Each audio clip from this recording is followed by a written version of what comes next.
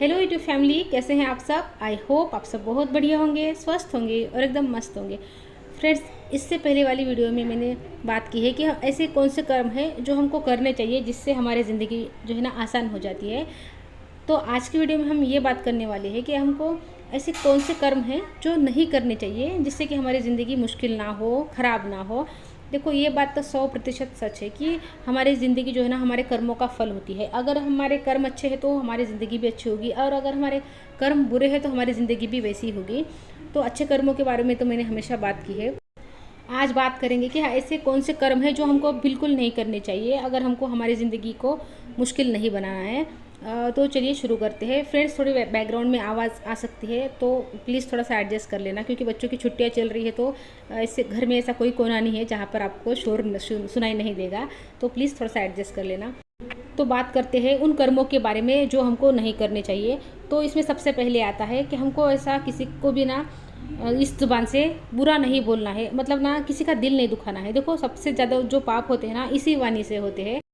कहते भी है ना कि कोई अगर शरीर पे चोट पहुंचा देता है ना तो वो भर जाता है, लेकिन दिल पे लगा जख्म कभी नहीं भरता। तो सबसे ज़्यादा पाप जो है ना इसी वाणी से होते हैं। किसी को इतना बुरा कभी मत बोलिए, इतना दिल किसी का कभी मत दुखाइए कि मतलब ना एकदम वो होता है ना कि अंतरात्मा तक दुख जाती है, वो हर्ट हो जाता है। तो ऐसी बातें किसी को ना करिए। हो सके तो आप अच्छा बोलिए, और अगर अच्छा नहीं बोल सकते हैं ना तो मत ही बोलिए। कम से कम किसी का दिल बहुत ज़्यादा दुख जाए ऐसी बातें कभी मत करिए। ऐसी चीज़ों से दूर रहिए।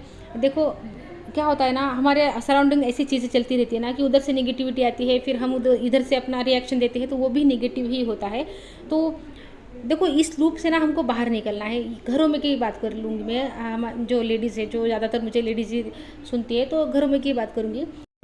देखो, जैसे कि मान लो कि घर में 2-3 लेडीज़ रहती है साथ में, और उन लेडीज़ की ना बिल्कुल आपस में जमती नहीं है, तो खटपट तो शुरू रहेगी। तो उधर से कुछ आएगा तो इधर से भी जवाब मतलब देना स्वाभाविक है। तो देखो, ये लूप बन जाता है फिर कि वो उधर से नेगेटिविटी दे रहे हैं, इधर से हम भी बदले में वही दे रहे हैं। तो हमको यहाँ पर समझना ये है कि हम ना उसी नेगेटिविटी में उलझ के रह जा रहे हैं।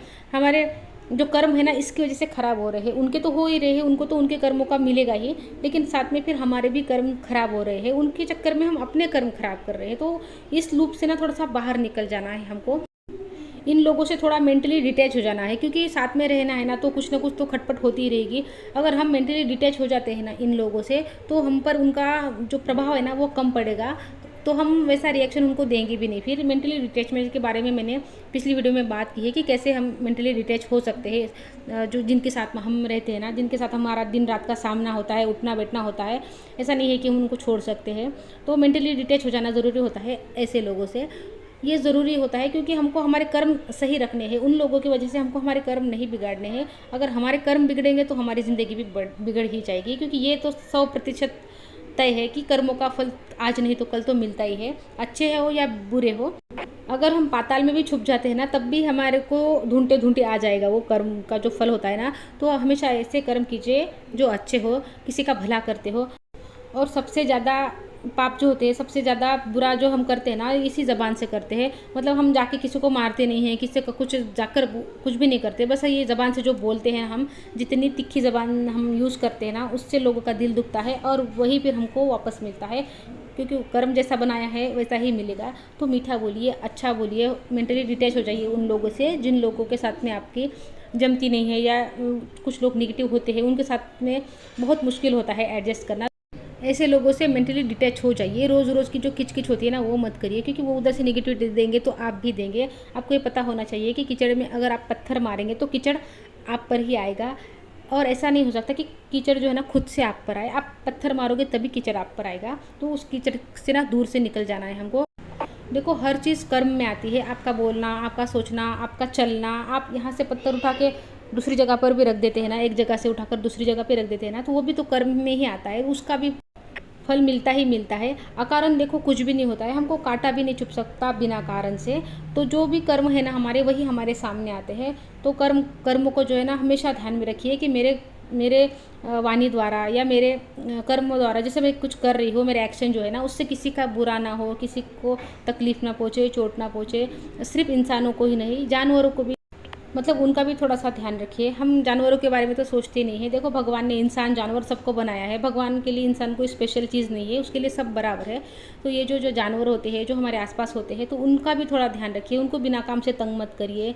कितने जीव जंतु हमारे आसपास रहते हैं। देखो हम इंसानों ने इतना धरती पर कब्जा कर रखा है ना कि इनको जगह छोड़ी नहीं है रहने के लिए, तो वो कहाँ जाएंगे, वो हमारे आसपास ही रहते हैं। तो उन पर भी करुणा दिखाइए, उनको भी बेवजह तंग मत करिए। ये भी हमारे जो कर्म है ना, ये कर्म में ही आता है। अगर हम उनको तंग करेंगे ना, हम किसी जानवर को पत्थर मारते हैं ना, तो वही पत्थर हमको कभी ना कभी कोई ना कोई ज़रूर मारेगा। भले वो जिसको मारा है ना, भले आपने अगर किसी कुत्ते को पत्थर मार लिया तब वो बेचारा पलट के नहीं मार सकता, लेकिन भगवान मार सकते हैं। किसी न किसी ज़रिए से वो ही पत्थर आपको ज़रूर लगेगा या उसका फल आपको मिलेगा बुरे मतलब बुरा कुछ ना कुछ आपके साथ में ज़रूर होगा। तो जानवरों पर भी करुणा दिखाइए, उनके साथ भी बुरा मत करिए। हो सके तो अच्छा करिए।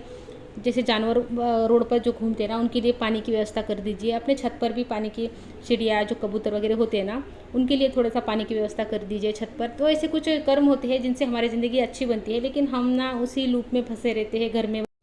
इसने ऐसा कह दिया, उसने वैसा कर दिया, आगे क्या होगा पीछे क्या हुआ था, इसी लूप में हम पूरी ज़िंदगी काट देते हैं। हमको ध्यान हमारे कर्मों पर देना है, ये तो अपने आप फिर ठीक हो जाएगा। अगर हमारे कर्म सही होते जाएंगे ना, तो ये अपने आप जो निगेटिव लोग हैं ना आपके ज़िंदगी से आउट होते जाएंगे।